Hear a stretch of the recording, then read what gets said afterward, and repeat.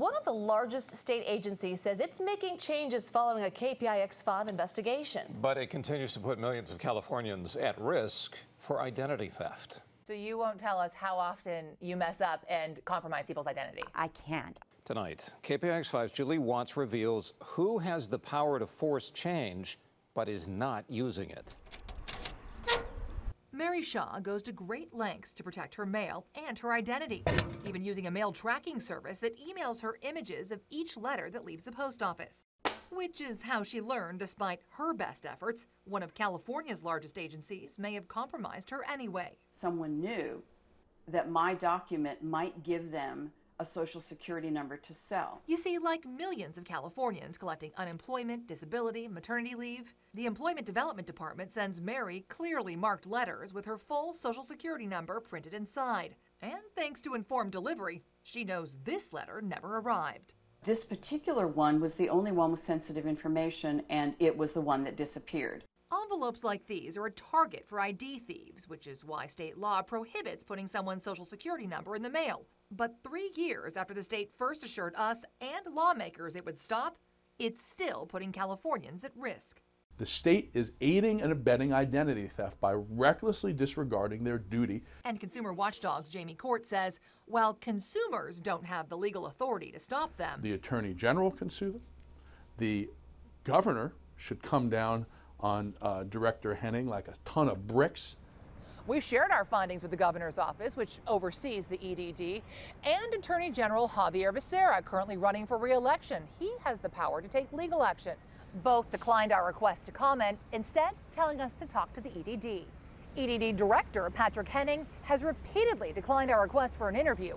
But after 3 years and over 100 emails, the agency's head of communications has finally agreed to talk. Until we get our permanent solution in place, we're trying to do a lot of short-term solutions. Lori Levy explains the long-term solution is a planned overhaul of the agency's antiquated computer systems, something they won't even begin work on until after 2020. And in the meantime, we've discovered they failed to keep their promises. This is an email from you on May 18th, 2016.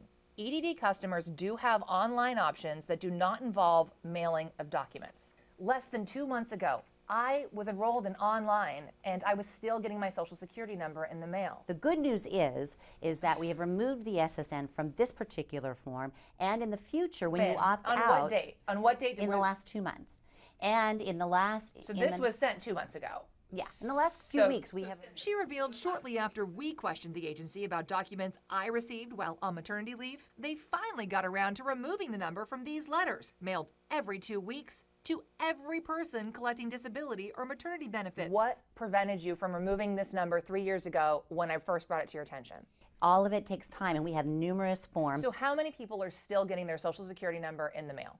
I don't have people because we don't track things by people. We track things by claims. And she says they send out about 3 million claims a year. But I would say our highest volume of forms are some of the ones we've been able to mitigate over the last 3 years. However, of the more than 450 different affected forms, the state's only redacted or removed social security numbers from about 160, around 35%. Why can't I opt out of mail altogether? We don't have that full capability right now. If we were to remove the SSNs, it would prevent us from being able to pay benefits timely. State law prohibits printing a social security number on any materials that are mailed, unless state or federal law requires it on the mailed document. So first, the agency claimed it is required to use social security numbers under the federal Social Security Act. But the feds say it's not required to print them on mailed documents, and other states don't. So the EDD cited a different law that permits it to disclose, quote, personal information to the individual it pertains.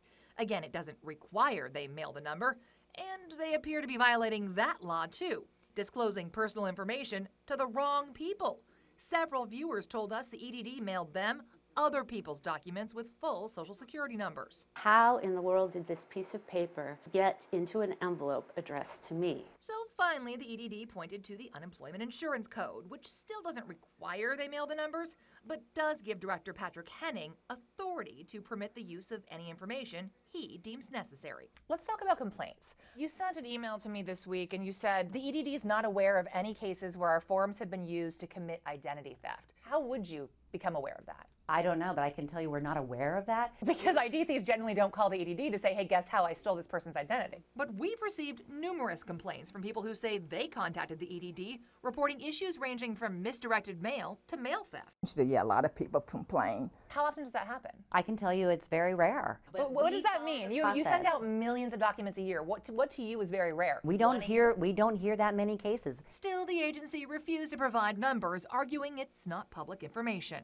Well, it's not disclosable. So you won't tell us how often you mess up and compromise people's identity? I can't. I don't have that information. Unlike most, at least Mary knows she was compromised. My information is out there and I don't know who has it. She's now enrolling in credit monitoring and pulling credit reports. And that's a lot of work, and it's ongoing. Ongoing, just like the agency's efforts to stop putting people at risk. Meanwhile, it's still printing Mary's social security number on her documents. In San Francisco, I'm Julie Watts. Now, Julie reports the agency has agreed to add a disclaimer on the website that online enrollees will still get paper mail. However, there's no way to track when that mail might come or if sensitive information is compromised.